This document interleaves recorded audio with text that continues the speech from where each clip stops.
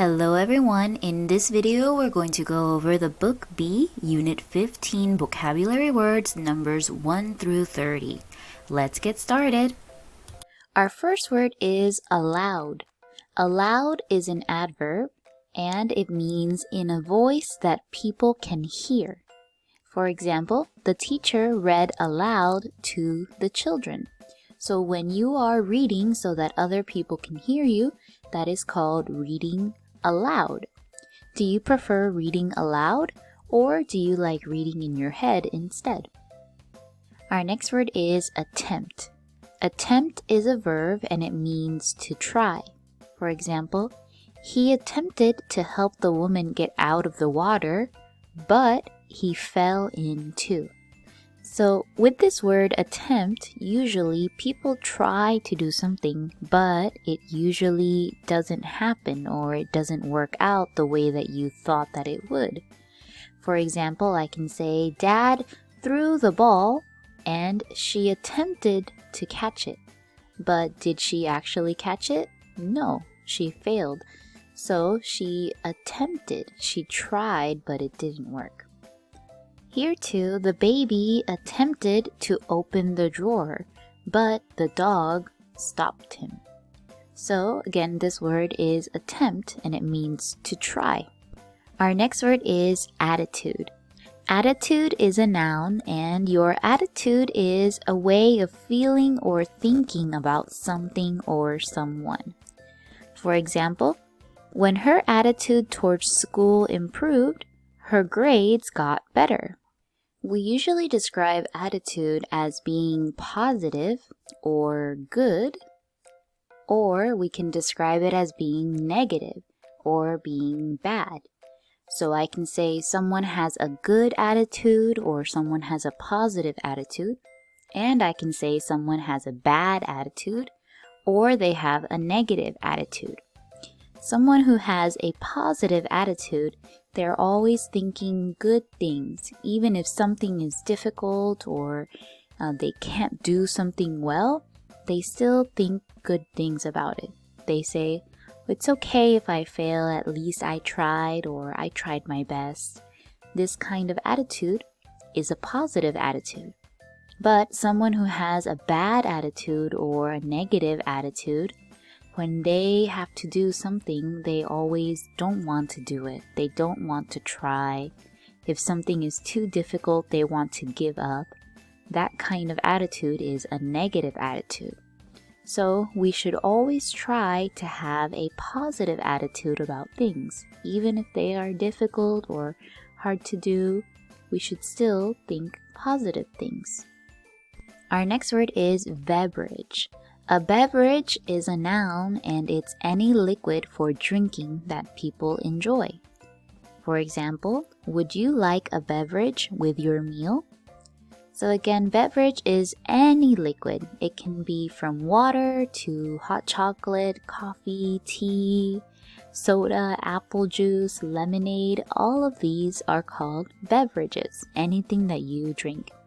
So when you are at home or when you go to a restaurant, what's your favorite beverage to drink? Our next word is bleed. Bleed is a verb and it means to lose blood. For example, Matt's knee bled from a cut. So the past tense of bleed is bled. We just have to remove one of the e's. So when you bleed, this red liquid comes out of your body. And this red liquid, we call it blood. So please be careful when using blood because blood is not a verb. Blood is a noun. So I can say there is blood on my finger. This is the noun. But if I want to talk about the blood coming out, I need to use the verb bleed. I can say I am bleeding. But if you say I am blooding, that is wrong. So please be careful with these two words. Our next word is business. A business is a noun and it is a place that sells goods or services in order to make money. So anywhere that sells something so that they make money is called a business. For example, She owns two businesses. One is a gift shop and the other is a restaurant. So the gift shop and the restaurant are both businesses. Everywhere that you look, you can find businesses all around you, such as coffee houses, bakeries, bookshops, a haircut place, a flower shop. All of these places are businesses because their job or their goal is to make money. Our next word is capital. Capital is a noun, and the capital is the city where the government of a country or state is located. For example, the capital of the United States is Washington, D.C., or the capital of Korea is Seoul. So in the capital city, there's usually the government. So for example, the president or the people who make the laws or the rules of the country, they are all in the capital city. So many things happen from the capital. Do you know of any other capitals around the world? We already know in the United States, the capital is Washington, D.C. Do you know of any other capital cities? Our next word is a clinic. Clinic is a noun, and a clinic is a place that gives medical treatment to people who do not need to stay in a hospital. For example, Angela went to the clinic to get medicine for her sore throat. So a clinic looks like this. It's usually a smaller doctor's office. It's not connected to a hospital. So when people are only a little bit sick or they just have some small thing that they need to see a doctor for, then they can go to a clinic. They don't need to always go to a hospital. So this is what we call a clinic. And people like going here because they have to pay less money than if they go to a hospital. Our next word is eventful. Eventful is an adjective, and it's when many things happen in a short time. For example, I had an eventful day at the school picnic. So maybe you went on a picnic, and at that picnic you did many things. So you can say you had an eventful day. Many things happened at your picnic or in your day. So someone who has an eventful day is usually very busy, such as this person here. From the moment you wake up until the moment that you go to sleep, you are very busy doing many things. Then you can say that your day was eventful. And we use this word eventful most of the time. We use it to describe our days or to describe something that happened, such as a picnic or a party. We can say the party was eventful. That means many fun things happened in the party. Our next word is flame. Flame is a noun, and flame is the hot, bright gas that you see when something burns. For example, flames leaped from the roof of the burning house. So a flame is the small part of a fire. This small thing here is what we call the flame. And of course, when there are many flames all over a place altogether, we call that a fire. One place where we can see just one flame coming out of would be a candle. Have you ever seen a flame coming out of a candle? Our next word is freckle. Freckle is a noun, and a freckle is a light brown dot or mark in the skin, often brought out because of sunlight. For example, he gets freckles all over his face in the summer. So freckles look like this, and people usually get them on their face or on their arms and legs. This especially happens when people with light skin go out into the sun for a long time. Then they can get some freckles on their face like this. Do you know anyone who has freckles? Our next word is government. Government is a noun, and the government is the group of people that has power to make laws and important decisions for a community, state, or nation.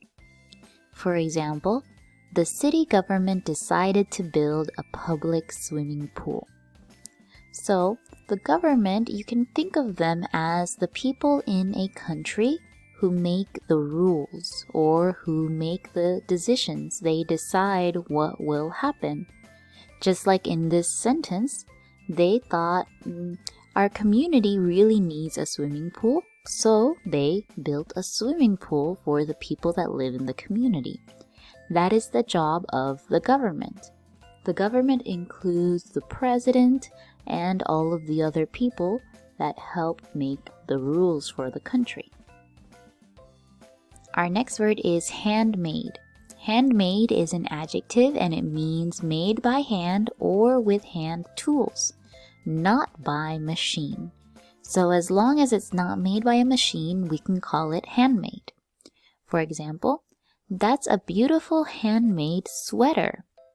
Other things that we can make by hand would be bowls. We can use some clay like this to make handmade bowls. Or when you make some food, every food that you make is handmade. So I can say, I made some handmade cookies. Our next word is imagination.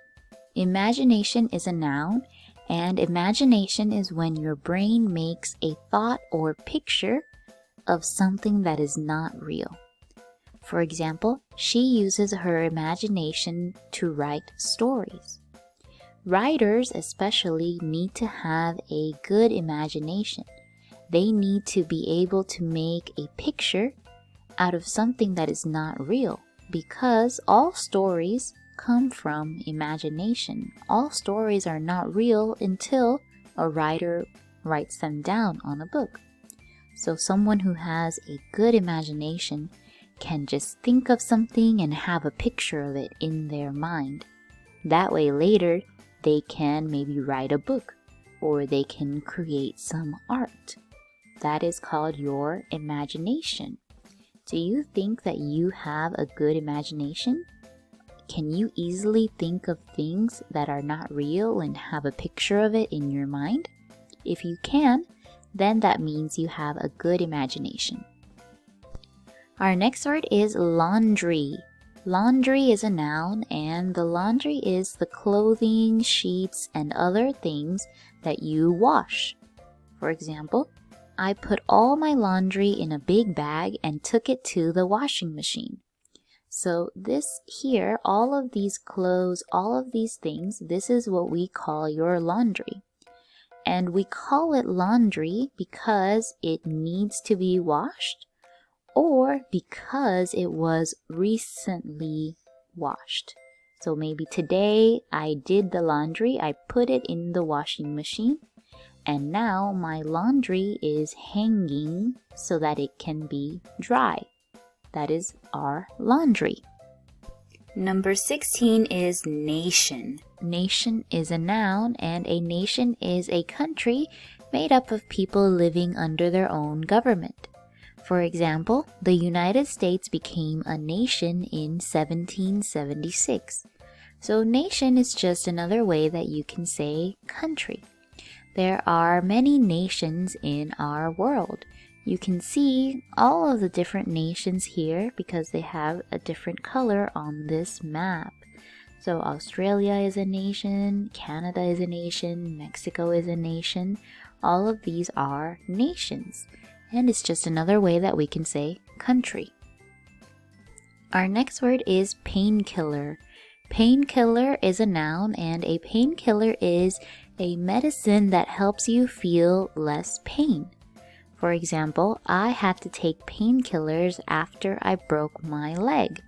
So these painkillers help you when something hurts. For example, if you have pain in your back or pain in your head or your tooth, then you can take a painkiller to help the pain go away. Our next word is palm. Palm is a noun, and a palm is the inner surface of the hand. For example, She says she can tell the future by looking at your palm. So this part of your hand, this inside part of your hand is called your palm. And on your palm, you can see many different lines that look like this. Did you know that some people think that by looking at these lines, you can tell how long someone will live or how much money they will make or when they will get married? I think that's very interesting. Do you agree with me as well? Our next word is photograph. A photograph is a noun and it is a picture made by using a camera that records an image. For example, I have photographs of all my children in my wallet. So the photograph is the picture that is made when you use a camera to take a picture. This is what we call a photograph. Of course, people also just call it a picture, but the correct word would be photograph. Do you have any photographs in your home, or have you taken any photographs yourself? Our next word is sew. Sew is a verb and it means to make or repair with a needle and thread. Please be careful with sew. Although there is the EW, it makes an O sound. So we don't say sew, we say sew. And when you sew, you fix something. Remember, repair means to fix. You fix something using a needle and some thread. And sometimes we can sew using our hands, or we can sew using a sewing machine like this to make it easier. Let's look at the example. Anna sews her own dresses. So again, this is sew, when you fix something with a needle and a thread. Our next word is sigh. Sigh is a verb and it means to breathe out with a long breath because of being sad or tired. For example, the students sighed when the teacher gave them more work. So a sigh kind of sounds like this. That kind of sound is a sigh. And people usually sigh because they feel sad or because they feel tired. When do you sigh? The next word is sphere. A sphere is a noun and a sphere is a round, solid object. For example, the earth is a sphere. A sphere is different from a circle because a sphere is not flat. It has some depth to it. So you can go all around it. You can see one side and the other side. That is called a sphere. And there's many things in our life that are spheres. For example, different kinds of balls that we use for sports, such as a soccer ball, a baseball, a basketball.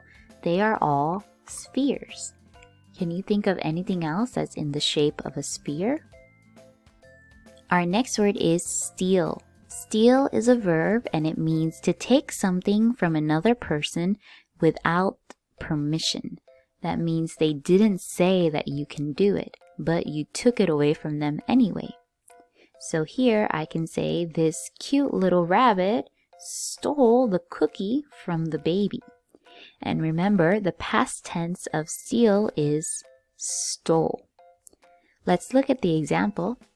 He didn't lock his bicycle and someone stole it. That means they took it without his permission. And here we can see the thief is stealing some money from this woman's purse. Usually when we steal something, it is against the law. Remember, law means the rules. So when you steal something, you might go to jail if you get caught. Our next word is suppose. Suppose is a verb and it means to imagine or think of something as a possibility. An easy way to remember this is that suppose means to think. To think that something might happen. Then you can say suppose. Let's look at the examples. I suppose you can have some ice cream if you finish all of your vegetables. So again, suppose is similar to saying you think or maybe even you guess. If you finish all of your ice cream, I guess you can have some ice cream, or I think you can have some ice cream. Instead of saying guess or think, you can use the word suppose. Maybe sometimes you might ask your mom if you can go to your friend's house, and your mom might say, I suppose you can go, if her mom says it's okay. So that means your mom thinks or your mom guesses it's okay to go, but something has to happen first. She has to ask your friend's mom if it's okay. And if you want the ice cream, you have to eat the vegetables first before you can get it. So when you suppose something, usually something else has to happen first, so that this part of getting the thing you want can come true. One more example. Imagine if it's raining outside, but you want to go outside. You can say, I suppose I will go outside later if it stops raining. So it has to stop raining before I can go. Our next word is toast. Toast is a noun, and toast is a thin piece of bread that has been heated until it is brown. So the toast looks like this. Before we heat the bread, it is just called bread, of course. But after we heat it, we like to call it toast. So do you like toast bread, or do you like just plain bread? And toast can be both a noun and it can also be a verb. The action of heating your bread is what we call to toast. So I can say, I am toasting the bread. And after I'm done toasting it, now I have some toast. Let's look at the example. She always eats toast for breakfast. Our next word is type. Type is a noun, and type means a group of things that are the same in some way. For example, that type of dog has long ears. So let's look at these dogs here. This dog here has long ears. So I can say this type of dog and maybe even this type of dog has long ears. But both of them are dogs. They are in the group of dog. They are just a type of dog. I can also use type to describe the food here. I can say this type of food is healthy, or I can say this type of food is unhealthy. Or I can go even smaller. Here are some fruits, right? So I can say, which type of fruit do you like? I can say, oh, I like bananas. Or I can ask, which type of vegetable do you like the most? And I can say, oh, I like peppers the most. So when you use the word type, there is a large group, and within that group, there is a smaller thing that you can talk about as a type. Our next word is violent. Violent is an adjective, and it means acting with great force or anger. For example, the violent criminal was sent to prison. Another way to say violent is wild. So I can call these children here violent because they are acting in a very angry way, or they are using a lot of force. Force means strength. So I can say the violent children were punching each other. Or I can use violent to describe something very strong, such as a storm. I can say the violent storm pushed the man down to the ground. That is violent. Our next word is warn. Warn is a verb, and it means to tell of a possible danger. For example, They warned us about the snowstorm. So when someone or something warns you, they are telling you that something dangerous will happen. Usually when we hear some alarm or see a flashing light, then we know that there is something dangerous nearby. When you hear the fire alarm, that is a warning. It's warning you that there might be a fire, so you need to leave the building. I can also make a sentence like this. I can say, Mom warned me not to touch the outlet because I might get shocked. That is warn.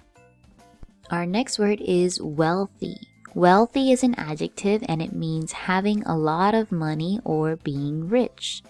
For example, that wealthy man owns several businesses. And of course, another way that we can say wealthy is rich.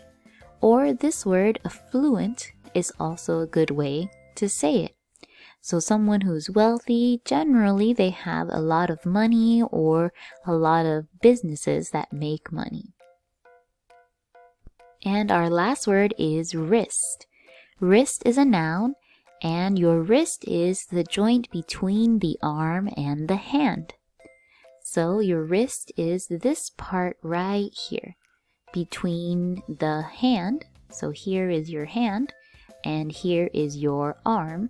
This middle part here is what we call your wrist. Let's look at the example. I hurt my wrist when I was playing badminton.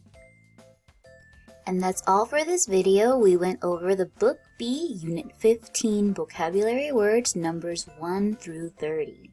Thank you for listening and see you next time.